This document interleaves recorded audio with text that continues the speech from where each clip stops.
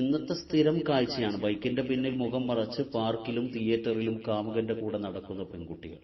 School college class cut ചെയ്ത് ഇങ്ങനെ നടപ്പാണ്. പ്രണയിക്കണം, അതൊരിക്കലും ശരീരത്തോടാവരുത്, മനസ്സിനോടാണ്. ഇസ്ലാം കൽപ്പിച്ച പവിത്രമായ വിവാഹത്തിലൂടെയാവട്ടെ പ്രണയം.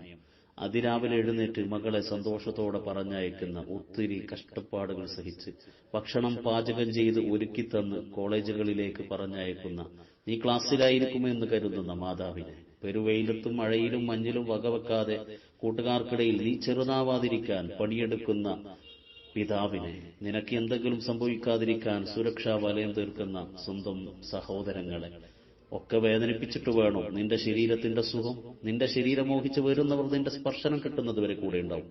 എന്റെ ശരീരം തൊടാൻ അനുവദിക്കില്ല എന്നാണോ പറയുന്നത്? അന്ന് അവിടം വിട്ട് അവരൊക്കെ പിരിഞ്ഞു പോകുന്നത് കാണാൻ നിനക്ക് കഴിയും.